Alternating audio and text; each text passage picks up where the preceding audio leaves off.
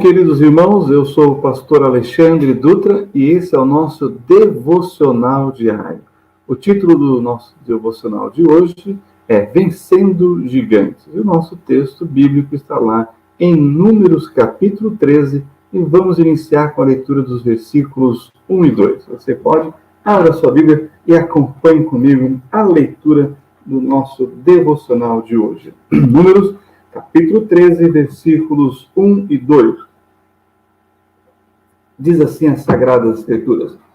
E falou o Senhor a Moisés, dizendo: envia homens que espiem a terra de Canaã, que eu hei de dar aos filhos de Israel. De cada tribo de seus pais enviareis um homem, sendo cada um príncipe entre eles. Esse texto inicial mostra para a gente que há um contexto atrás que chegou a esse ponto.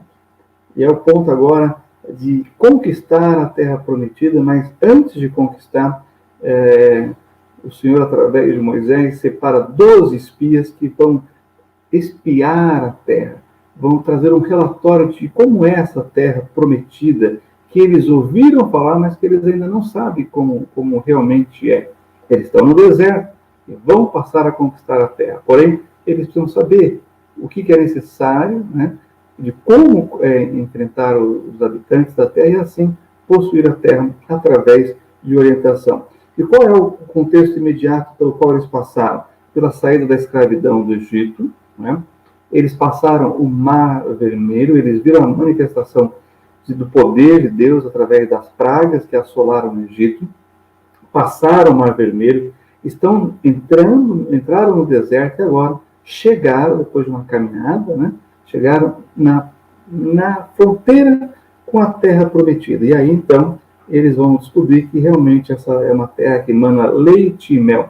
Olha só os versículos 25 de Números, capítulo 13, até o versículo 27. Olha só o que é dito aqui em Números 13, 25 a 27. Diz assim a palavra do Senhor. E eles voltaram de espiar a terra, 12 espias, né, cada uma das 12 tribos, né, ao fim de 40 dias, e caminharam e vieram a Moisés e Arão e a toda a congregação dos filhos de Israel no deserto de Parã, em Cádiz, e deram-lhe notícias a eles e a toda a congregação, e mostraram-lhe o fruto da terra. E contaram-lhe e disseram: fomos à terra a que nos enviaste, verdadeiramente mana leite e mel, e este é o seu fruto. Eles confirmam que a terra prometida é tudo aquilo que Deus disse que ela seria. Agora eles trazem as notícias, né, para Moisés, Arão e toda a congregação de Israel. E aí então nós vemos o primeiro grande desafio, que é justamente a conquista da terra prometida, né? A terra foi prometida aos patriarcas, Abraão, Isaque, Jacó, e toda a descendência de Israel. E isso inclui aqui as 12 tribos, né, de Israel, que são os 12 filhos de Israel. Porém, a terra prometida teria que ser conquistada. Cidade por cidade, nação por nação, território por território. E a verdade é que a conquista da terra prometida pelos israelitas lembra muito a nossa vida cristã, pelo menos no sentido espiritual. E aqui eu quero fazer uma analogia, uma comparação, né? Por exemplo, a libertação da escravidão do Egito, o sangue do cordeiro que foi passado na porta, se assemelha muito com a salvação que cada um tem através da fé no sangue do cordeiro, o Senhor Jesus, e da libertação que o Senhor opera em nós, nos tirando espiritualmente de um mundo em trevas, de um mundo em escravidão, do pecado. Então, nesse sentido, a gente tem uma analogia muito interessante aqui. Bem, e a conquista, então, na vida cristã seria justamente a nossa santificação, né? A nossa caminhada com o Salvador, a comunhão, a intimidade com o Senhor, resistindo às tentações, vencendo as paixões, enfrentando os dilemas da vida, mas agora com o Senhor que nos ama, que nos liberta e que está nos conduzindo até o céu. Mas enquanto estivermos aqui, travaremos lutas e batalhas nas quais o Senhor quer que sejamos vencedores, mesmo quando nós encontrarmos os gigantes. E é o que vai acontecer aqui no texto. Eles vão encontrar os gigantes da terra de Canaã. Mas antes, percebam que eles vão dar um relatório e 10 dos 12 dão um relatório pessimista, apesar de terem visto o fruto da terra. Enquanto 2 dão um relatório de forma positiva.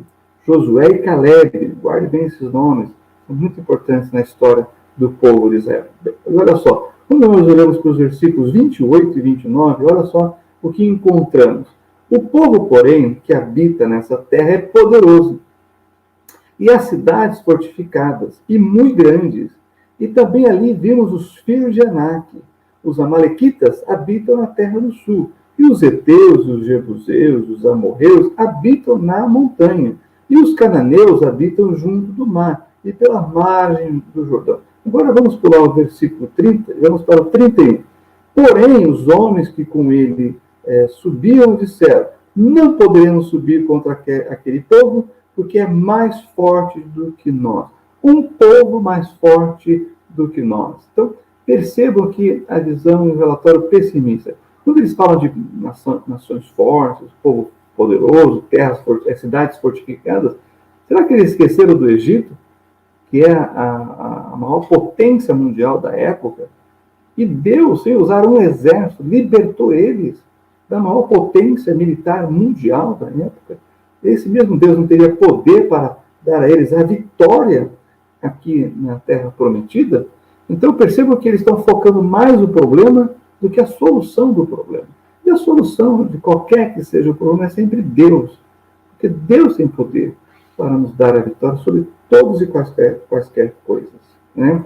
Qualquer que seja o adversário, o inimigo, se é um povo forte, né? Se é um povo numeroso, independente.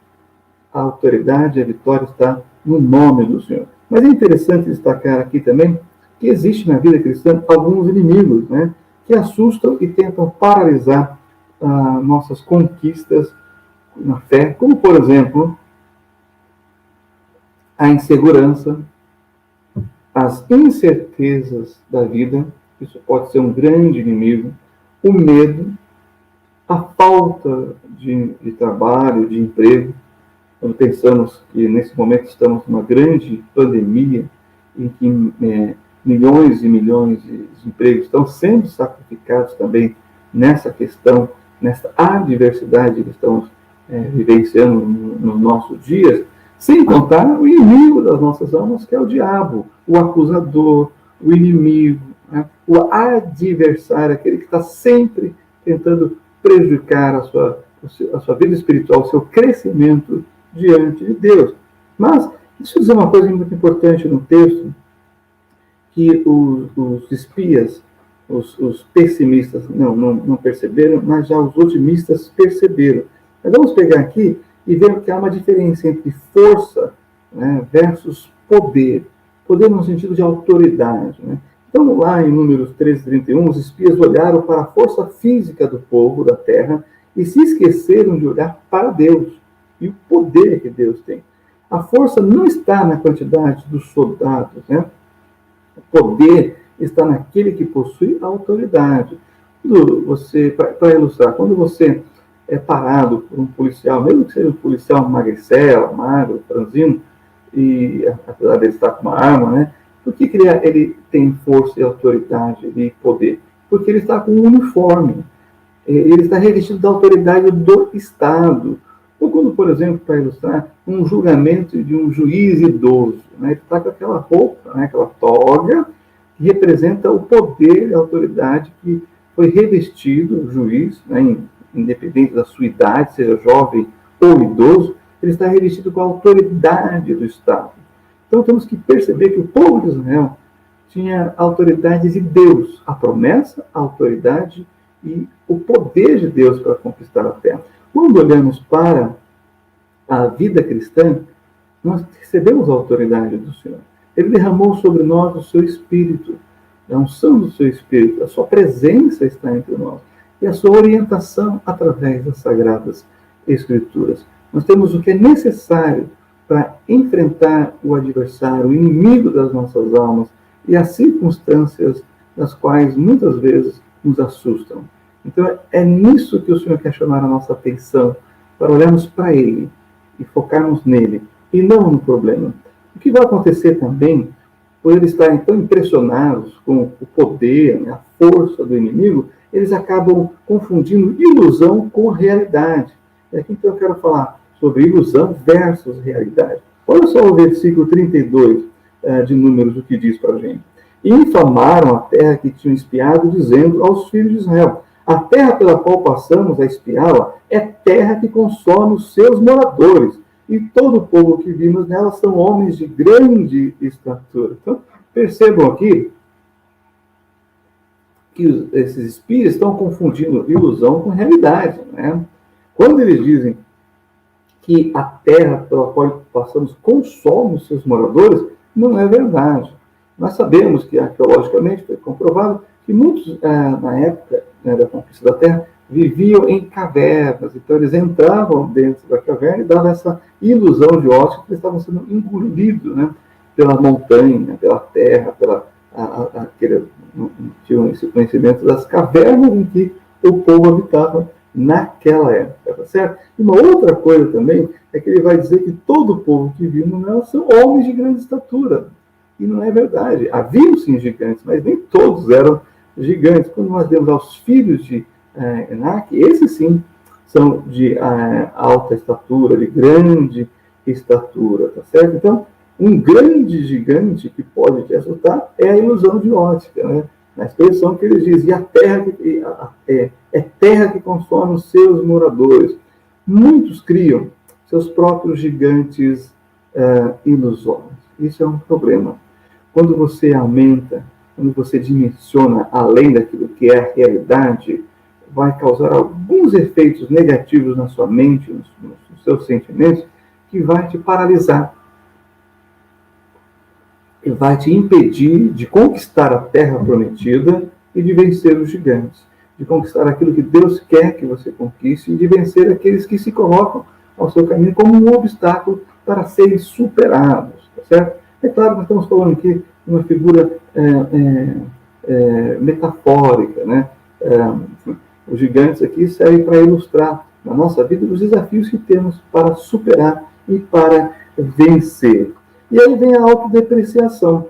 Quando você olha para o versículo 33, aqui de Números 13, olha só o que nós encontramos. E eles dizem, e éramos aos nossos olhos como gafanhotos, e assim também éramos aos seus olhos.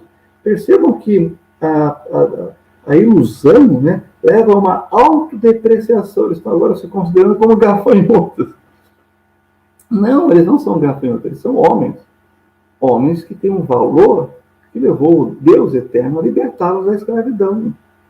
Ora, quando você cria uma fantasia, algo que não é ilusório, isso pode acontecer, você pode se autodepreciar, e aí você para de entender quais são os planos de Deus para a sua vida. Né? Você, homem e mulher, foram criados à imagem e semelhança de Deus para a glória dele. Há, sim, aqui um propósito na nossa vida por termos sido criados neste mundo. E é a glória de Deus, e poderíamos falar de muitas outras coisas. Porém, vamos nos deter aqui, porque nesse momento realmente aparece de fato na história os gigantes. Né? Olha só, porque muitas vezes na vida, realmente, os gigantes serão uma realidade. Olha aí o capítulo 13, agora o 33, a parte A do versículo que diz, também vimos ali gigantes, filhos de Anak, descendentes dos gigantes.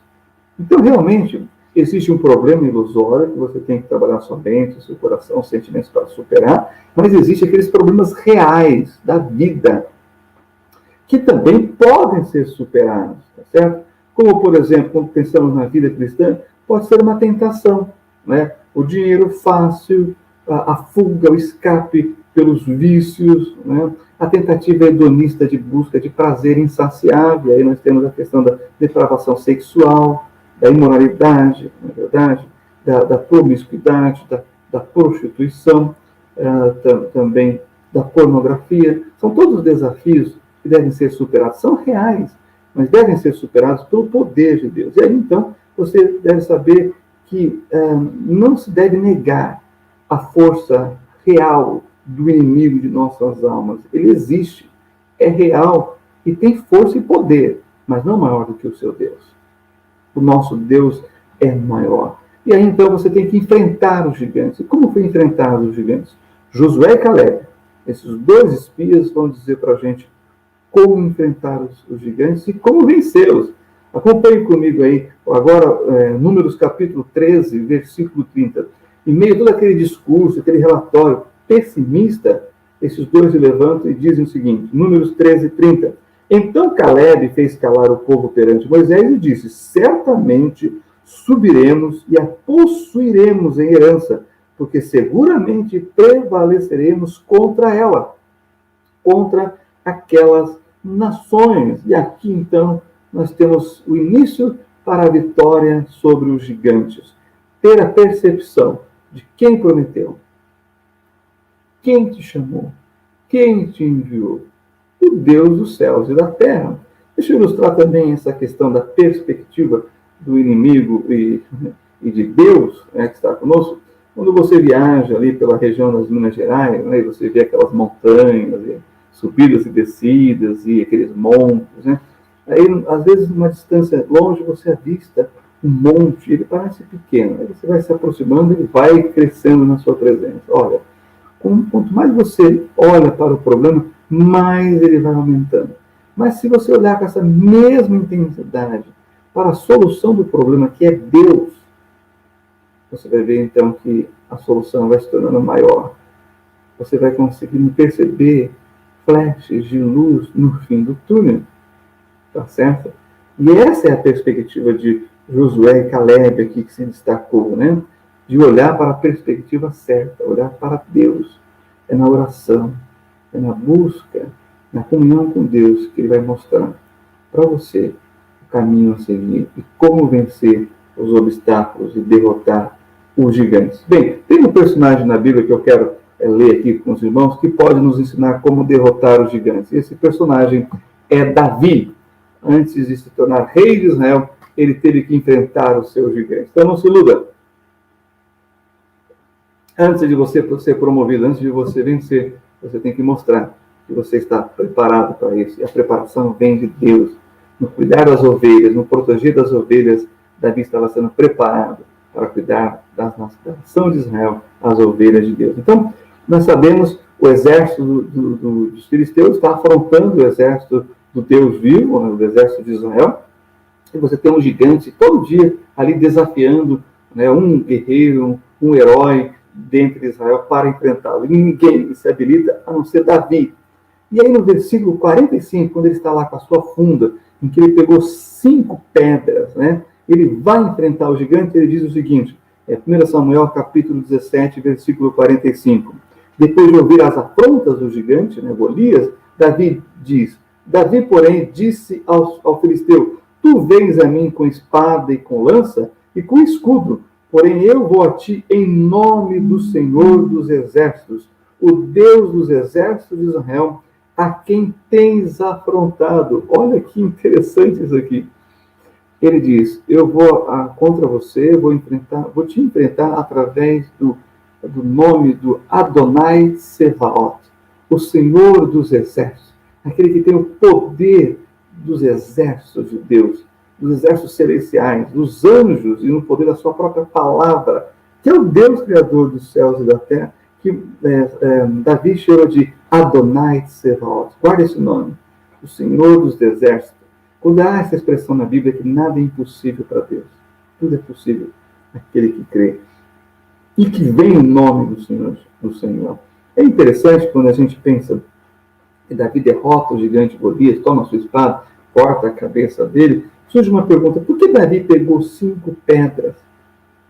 Será que ele estava contando com a possibilidade de errar? Aí ele teria mais 4? Não. Acompanhe comigo agora aí, na Bíblia Sagrada, o livro de 2 Samuel, capítulo 21, 22. Diz assim, estes 4 nasceram ao gigante em Gat, e caíram pela mão de Davi e pela mão de seus servos.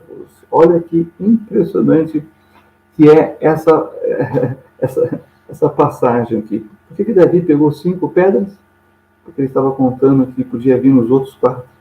Ele não só estava preparado para vencer o gigante Golias, mas os outros 4 que haviam. Então, haviam 5 no total. Por isso ele escolheu 5 pedras. Esteja preparado, através do Adonai Tsevaot, para enfrentar todos os gigantes da sua vida. Como é que você vence os gigantes? Através do Adonai Tsevaot, do Senhor dos Exércitos. Faça como Davi. Busque no Senhor a sua força. Busque nele o poder para vencer. Porque ele mesmo disse que estaria conosco todos os dias até a consumação da terra, dos séculos, né? E que todo o poder havia sido dado a ele no céu e na terra. Creia no Senhor Jesus, creia no Adonai Tsevaot, e você vencerá os seus gigantes em nome de Jesus. Amém? Que Deus abençoe a todos em nome do Senhor Jesus.